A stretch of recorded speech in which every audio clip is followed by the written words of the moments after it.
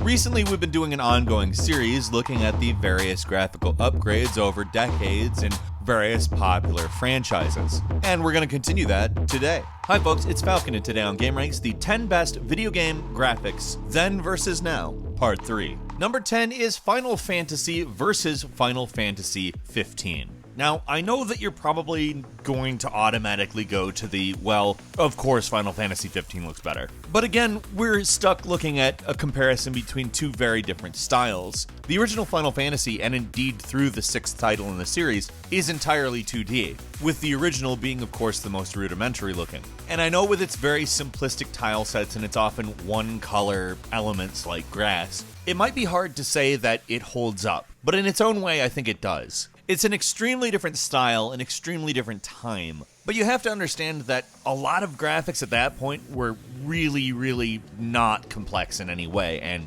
it did actually represent a pretty big jump forward. Now, one could actually kind of say the same about Final Fantasy 15, which was a really pretty game by pretty much any account. It brings us a sort of otherworldly look at a somewhat relatable location, a world that is somewhat modern, and yet is very different from our own. That's actually the stated intent of Final Fantasy 15. It was called a fantasy based in reality, and it delivered, I think. A lot of stuff in that game is very familiar to real life, and yet nothing like real life. And because it pulled it off so well, especially the food, of course Final Fantasy 15 looks miles better, but relatively speaking, these games are actually both in a class of their own for their time period. Number 9 is Tom Clancy's Ghost Recon versus Tom Clancy's Ghost Recon Wildlands. The original Ghost Recon coming out way back in 2001, and Wildlands hitting in 2017. Now, looking back, I'm actually pretty impressed with Ghost Recon. In its reviews, it originally wasn't reviewed as a good-looking game, but I remember a lot of shooters from that time period, and not a lot of them were as open, and although others certainly did have more detailed environments, they were often because those environments were a lot smaller, I think. Ghost Recon was pretty wide open considering it was 2001, and in that respect, I think it does deserve a little bit of credit. Now, of course, Ghost Recon Wildlands looks better. A large amount of hardware development has occurred, and we've really seen some amazing terrain modeling in recent years, and Wildlands wasn't an exception with that. Number 8 is the original Legend of Zelda versus Breath of the Wild, and again, two very different styles. The original Legend of Zelda really sticks to green and red. There's so much green and red in this game that other than the water and some select weapons and various things, blue is actually a rarity. A lot of trees, a lot of rocks, enemies tend to be red, and even so, I think that it was actually a fairly rich looking game. For its time, of course. Breath of the Wild takes us to a completely different place as far as that goes. There is so much color in Breath of the Wild, I don't even know where to start. Not just primary colors, not just secondary, it is just a colorful, beautiful game that finds a happy medium between various Zelda styles. Keeping in mind, through the years, Zelda has experimented with a lot of different looks. This one sits somewhere between Skyward Sword and Wind Waker, and I think really pulls it off, perhaps being the best looking Zelda game. Really all we can do here is compare the styles, because if we compare the technical aspects of the graphics, it's not even a contest. But I think Breath of the Wild really does a good job being everything, but that is of course the sum of experience, and visually Breath of the Wild is of course a masterpiece. Number 7 is the original Kingdom Hearts versus Kingdom Hearts 3, and I'm gonna go ahead and say this one is a little bit more difficult than the many decades of difference, because the original Kingdom Hearts game, it used a very stylized look to achieve something that's very unique on the PlayStation 2, and it looked really good, honestly. I look back on stuff from this game and I say to myself, they really were ahead of their time. The use of optimized textures and elements that were very clean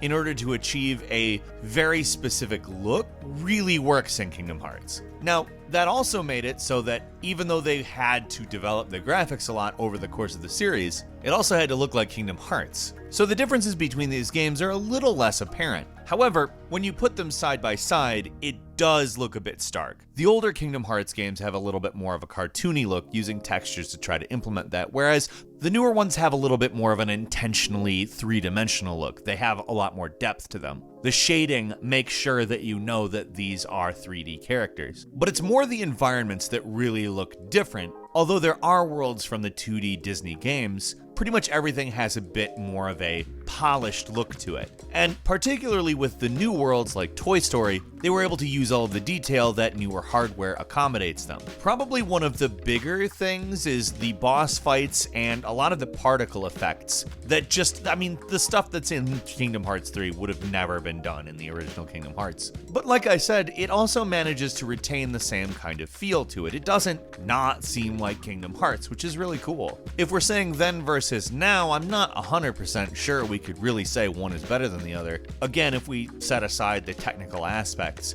but you really have to give it to the original Kingdom Hearts for developing something that is instantly recognizable. Number 6 is Super Mario 64 versus Super Mario Odyssey. Now, obviously Mario 64 was a big jump in graphics for basically everything. There were technically more complex looking games, but as far as I'm concerned, just as overall package, your textures, your models, your animations especially, Mario 64 was just ahead of everything at its time. And I bring up animations specifically because it's, in my opinion, the best point of reference when we're talking about Super Mario Odyssey. A lot of the animations look nearly the same. Certain things have been updated a bit, such as the transition between animations is a lot better in 2017 versus 1996. But when you watch either of these things, the movement of Mario is just identifiably Mario. Now, back in 1996, he was obviously a little bit more blocky, as was everything, and little details were few and far between, and were often very, very blurry at that time.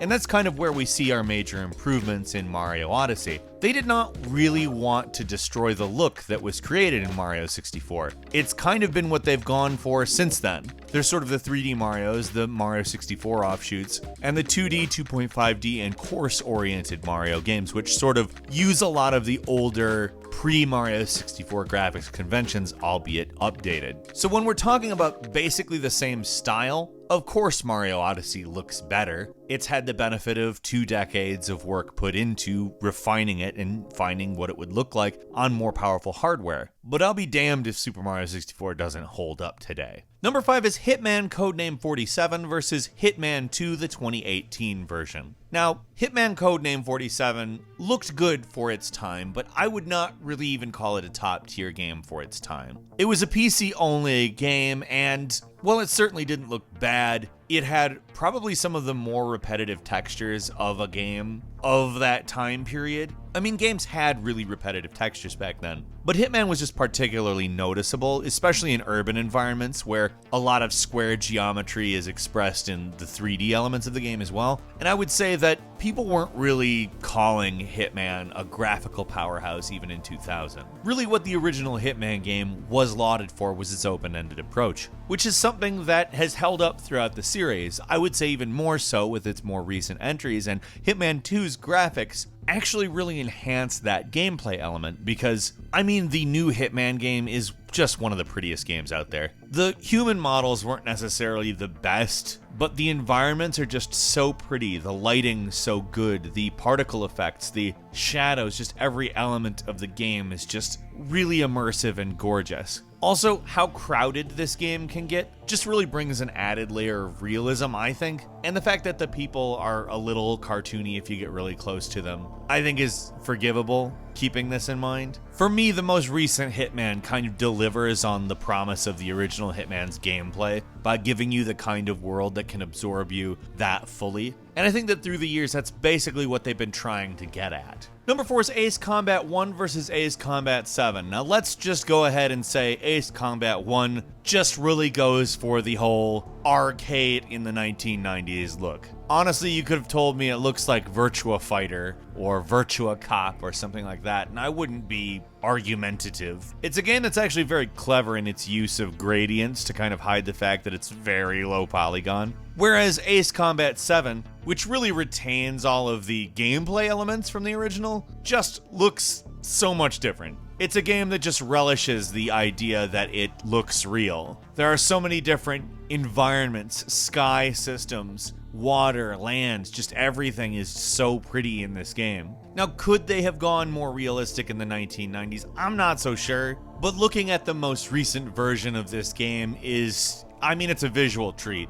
Honestly, just a gorgeous game. Would I have called the original gorgeous in the 1990s? I'm not so sure, really. When you compare Gran Turismo 1 with almost any other PlayStation game, it's noticeably better looking. It has smooth looking cars, animated surfaces, textures that really just look great, and the environments are pretty impressive for mid-1990s. That tradition is of course continued with Gran Turismo Sport, which is one of the best looking games ever, period. Don't try to argue with me on this. As far as car models, reflective surfaces, the actual courses themselves, Gran Turismo Sport is one of the most beautiful games I've ever seen in my life. It just manages to balance so many different things. Now, does that mean it's the most detailed looking game? No. There are even racing games that have more detail. However, it manages to create a look that is somehow both very realistic as well as very stylized in its color usage, its lighting, and other aspects of it. Honestly, this is just a franchise that's always been ahead of the curve as far as graphics and techniques and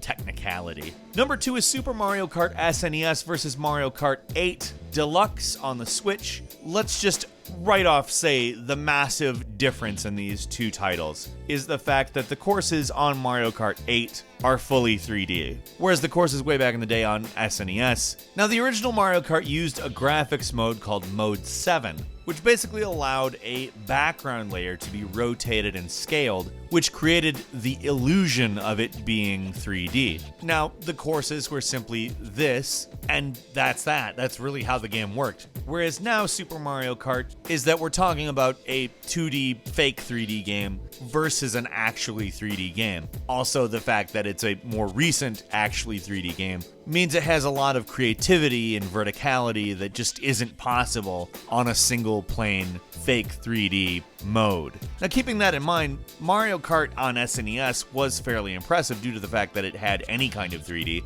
and Mario Kart has always been a ton of fun. It's never really been a game that leaned a lot on graphics anyways, so the fact that it has gotten so advanced in the way that they construct the courses is pretty awesome, actually. And finally, number 1 is Deus Ex versus Deus Ex Mankind Divided. The original Deus Ex actually really good looking for its time. It came out in the year 2000, and honestly, in my opinion, probably could have came out a console generation later. It was, of course, a PC game, and that gave it some advantages, and in some respects, looking back on it now looks a little bit silly. Particularly when you listen to the game, it has very silly background music sometimes. But at the time, it was really amazing, actually. Like I said, if we were talking about console games, it probably could have been a 2006 console game and people wouldn't have been like, yo, these graphics look bad. I don't know that anybody would have lauded it at that point in time, but still. Mankind Divided, on the other hand, is just a triumph of various different types of geometry combined into different environments. It is a cyberpunk dystopia with various organic and technical things, sometimes even blurring the lines between those, and all of the various effects throughout the game are gorgeous as well. I think it'll probably hold up just as well 6 years later, and I look forward to seeing if that prediction comes true in 2021. Were you around when your favorite franchises started out? How have those graphics developed through the years? Leave us a comment, let us know what you think, and if you like this video, please click like. If you're not subscribed, now's a great time to do so. We upload brand new videos every day of the week, and the best way to see them first is, of course, a subscription. As always, we thank you very much for watching this video. I'm Falcon. You can follow me on Twitter @FalconHero. We'll see you next time right here on gameranx.